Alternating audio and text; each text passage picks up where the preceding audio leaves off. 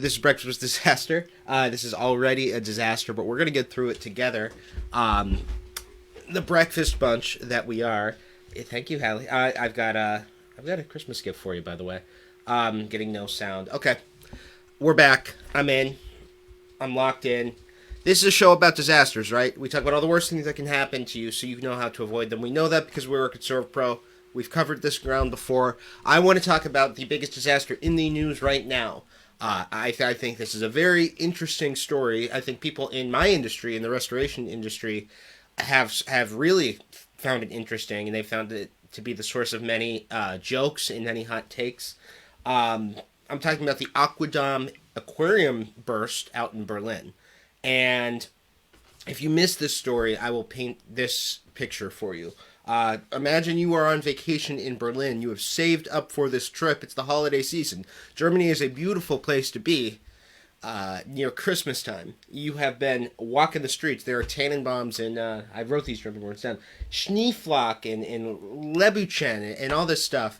You are loving Germany. You love it so much you decide to go out to the discotheques for probably too long, and you saunter into your room. You're at the Radisson Blue in Berlin, and you say you get home 4 a.m. It's $200 a night you've shelled out for this trip, and you tuck into bed, and you are ready for sleep, ready to sleep in. At 5:50 in the morning, you're awoken by what can only be described as like a shock wave rippling through the building. Your toiletries in your hotel room are shaking. Things are falling off the shelf. A lamp shatters, let's say. I'm making that up. I don't know if any lamps were harmed in this.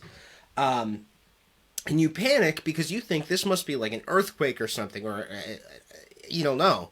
And you run out of your room into the courtyard of this beautiful hotel. And you see what the problem is pretty much immediately, because there's an 82-foot high aquarium in the foyer. This is a gigantic cylinder. It is about the height of 2.5 telephone poles. It's got 35,000 cubic feet of water in it. And there's 1,500 fish in it. And everything is now rushing out of it. There's glass everywhere. There's water rushing out everywhere. And those poor fish are also rushing out with it. It is a scene straight out of a disaster movie. And it's playing out in front of your eyes. And you've got to come to terms with what you see, and you get out of there, you get evacuated, whatever, and you can't help but wonder when you have a free second to think, like, what the heck happened? And here's the aftermath, and it is nasty looking for sure. The investigation in this case is still ongoing, and I've got another picture here of the disaster. It is just incredible to see. Initially, there was some concern that this was some kind of targeted attack, which is crazy. Police quickly ruled that out, thank goodness, but the alternative is still not all that encouraging. That this was some kind of horrible accident that somehow no one saw coming. Best guess anyone has at this present moment, or at least midnight last night when I wrote this script, that this had something to do with temperature, believe it or not. The water inside this tank was kept at a pretty steady 79 degrees. It was full of tropical fish. They need water, at least that warm, to live. That's the temperature the water is supposed to be. Berlin, however, dropped temperatures very sharply last week, down to 16 degrees Fahrenheit. I believe that's like 13 degrees Celsius for all you Germans out there. In that differential, combined with just kind of overall material fatigue, because this thing had been in operation since 2003, may have created faults in the glass that surrounded this whole tank and allowed it to break, which is crazy that just a single night of sub-freezing temperatures could do that. So nobody knows for sure just yet why this happened. People are a lot more concerned with containing that damage, picking up the pieces, than pointing fingers just yet. The pointing fingers are definitely coming. Now, if we look at the aftermath and where those fingers are going to point, there are a couple of things emerging. One is, I think it's really great, by the way, that there were no guests hurt in this. Because it happened so early, there wasn't anybody wandering around the foyer. People weren't checking in. This could have been a much bigger disaster. 2 guests were treated for cuts. That's it. Very, very fortunate. This is especially, and this is the scariest part to me, there's an elevator that runs down the middle of this thing, and you can kind of see it in this picture. And you can certainly see it in this picture, that elevator shaft. Imagine if you're in there and this thing starts to break. That could be really bad. Thankfully, that did not happen. Mostly, Germans are concerned about the fish. All 1,500 fish in the tank, unfortunately, did pass away. But there were I believe, 200 to 400 other fish in other tanks throughout the place. Um, some in breeding tanks, etc., that they are currently working to rehouse and save. Um, Go Germany to care about the fish. I think that's very. I think that's great that they that this is the big rescue effort now that they are caring about the animals.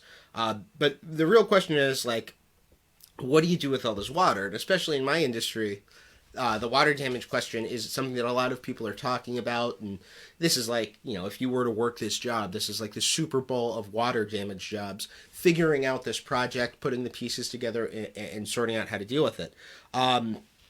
A couple of different things that people are talking about. One is the category of water, which if you're not familiar with that, it's an industry term that determines, or it's sort of shorthand for how contaminated water is. So like category 1 water out of your toilet supply line or something that's clean.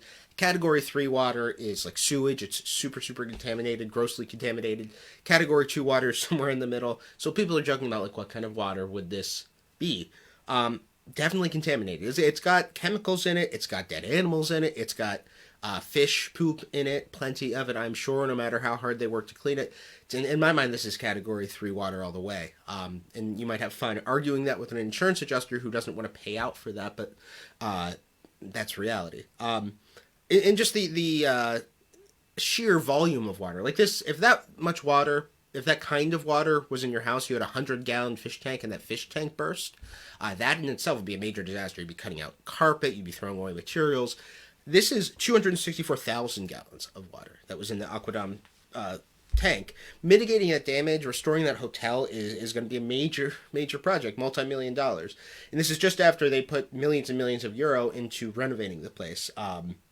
And as I'm sure insurance folks on here are wondering, who even pays for that? Who is at fault? Who's on the hook? After all, this damage didn't just affect the Radisson there. The entire neighborhood was affected. And actually, if we go back to the past picture, you can kind of see from the sky, water pouring out, debris everywhere. There's several restaurants on that block that got flooded. A Lindt chocolate store, which is a real shame. An underground parking garage flooded. All suffered damage that needs to be dealt with. Is the hotel going to pay for that? Is the designer of the tank going to pay for that? The people who are in charge of maintaining that tank, because there are scuba divers in there every day supposedly working on it, are they on the hook? Nobody's really sure. If you've ever dealt with a complicated insurance investigation, then you know it can get pretty messy. This one will get messy. And once the sweet, kind Germans save all the fish, I'm sure they're going to get into the finger pointing, and it's going to be a mess. So we're going to be following that story for sure, because I think it's very interesting. I think it's very telling. And as it develops, we'll have a little bit more. But, of course, we're in Hamburg, New York, and not Hamburg, Germany. And I wouldn't just talk about this if I didn't have something to say about it that affects us. It's obviously a crazy story. It's something to talk about. But there's a lesson in there that I think is instructive. And it's this. The unthinkable can happen, and it will happen, no matter what we do to protect ourselves against it. And by all accounts, this was a very well-maintained facility.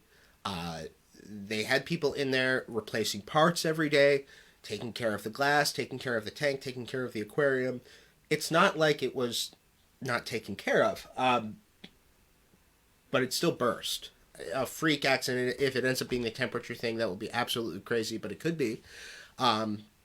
These things happen. The Titanic sinks. It's unsinkable. The AquaDom supposed to be burst proof. It bursts.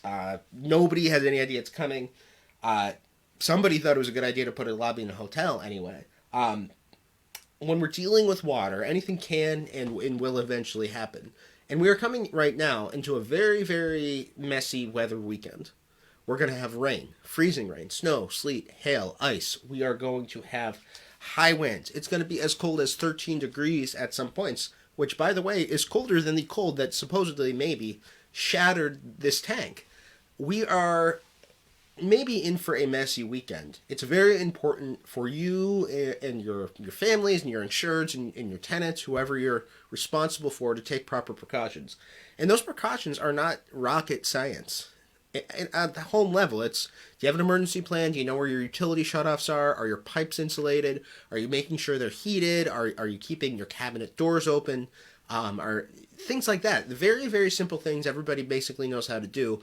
People just sometimes don't do them. I am imploring you to do them because bad things happen. The unthinkable things happen pipes burst, houses flood. I see it every single day, so to me, it's very normal. But for most people, they only deal with it once in their lives. Don't let that person be you this weekend. Take something away from this. If anything, I ought to prepare. I ought to be ready for whatever can happen, especially when I'm dealing with water, because it can be an absolute mess. And that's my soapbox. I think we ought to get to the prize wheel, if that sounds okay with you guys.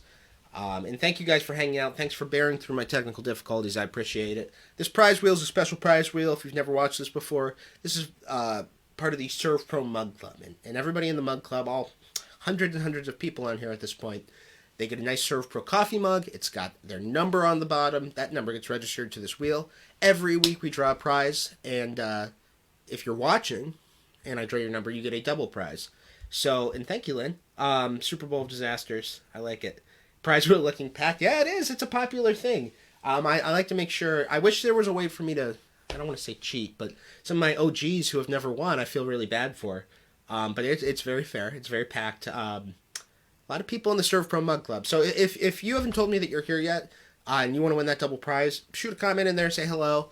That way I know you're here. It's the only way I'll know you're here. And I know that I owe some prizes to the folks from last week. I know, Jackie, I owe you one. We're going to get to you soon.